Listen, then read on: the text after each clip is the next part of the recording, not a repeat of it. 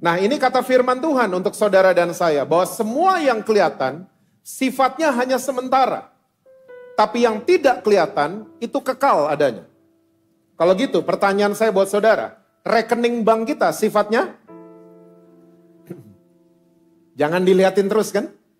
Dia cuma sementara, dia bisa kosong tiba-tiba, dia bisa penuh tiba-tiba. Jangan itu jadi fokus kita, semua yang sementara. Kenikmatan dosa sifatnya sementara. Penyakit kita, masalah yang kita sedang hadapi, semuanya sifatnya sementara. Karena semua yang kelihatan sifatnya hanya temporary. Tapi yang tidak kelihatan itu kekal adanya. Nah, kita mesti latihan punya perspektif seperti ini. Jangan fokus sama yang kelihatan, tapi fokus sama yang tidak kelihatan. Gimana caranya, Pak? Latihan. Setiap mau ambil keputusan, mikirin baik-baik. Kira-kira dampaknya nanti di depan gimana? Kira-kira gaungnya itu gimana? Kira-kira efeknya nanti di hari depan tuh gimana? Pikirin baik-baik.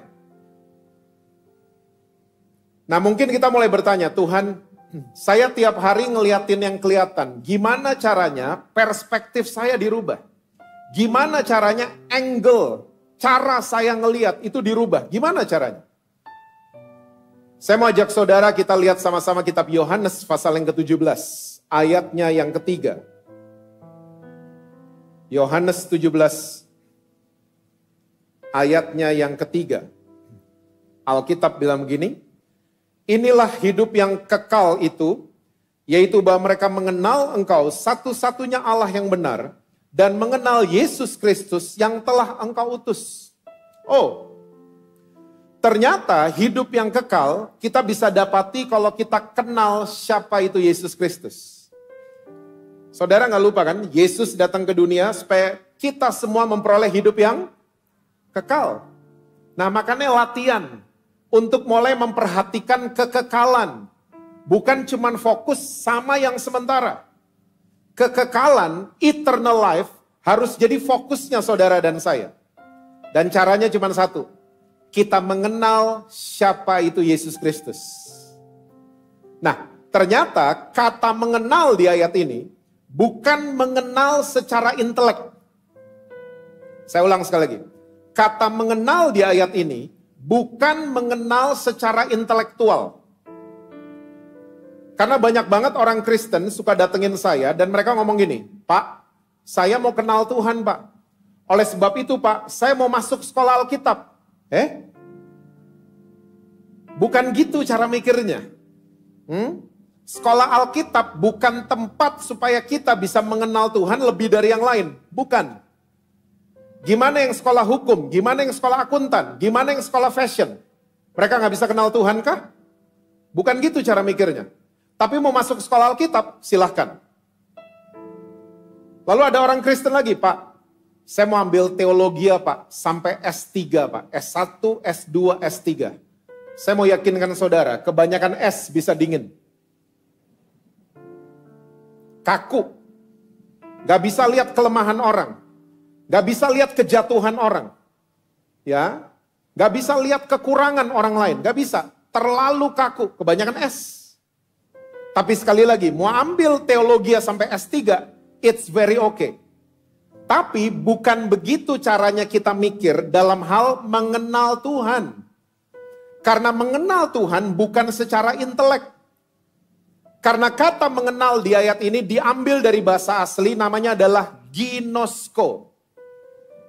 Yang kalau diterjemahkan ke bahasa Indonesia artinya adalah keintiman kita dengan Tuhan Yesus, itulah hidup yang kekal. Jadi jangan jadi orang Kristen yang katanya, kata Pastor Michael, kata Pastor Jesse, kata buku itu, kata buku ini. Jangan jadi orang Kristen yang katanya. Tapi jadilah orang Kristen yang mengalami perjumpaan pribadi dengan Tuhan Yesus.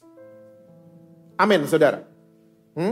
Makanya saya udah sering katakan orang Kristen gagal kalau mereka cuma mengalami kebaktian dan pelayanan. Kita sedang gagal jadi orang-orang Kristen. Karena orang Kristen yang sesungguhnya adalah mereka mengalami perjumpaan pribadi dengan Tuhan Yesus. Nah, ini semua awalnya kalau kita punya keintiman. Membangun hubungan intim sama Tuhan Yesus. Punya pengalaman, perjalanan sama Tuhan Yesus. Ini akan terjadi. Dan saudara mesti tahu, keintiman selalu mulai di dalam hati. Makanya saya takutnya begini, orang Kristen yang gak membangun keintiman, akhirnya mereka gak bikin dosa karena gak ada kesempatan. Pernah dengar? Atau sering ngalamin? Sebelahnya ada suaminya terus, jadi gak bisa bikin dosa. Sebelahnya ada istrinya terus, jadi gak bisa bikin dosa. Sebelahnya ada kakak rohaninya terus, jadi gak bisa bikin dosa. Waktu kesempatannya datang, kita langsung gampang jatuh, gampang kepleset. Karena apa? Gak pernah membangun keintiman. Karena Yakobus sudah mencatat, hati adalah tempat dimulainya dosa atau keintiman. Dan banyak orang berdosa itu lahir dari keinginan di dalam hati.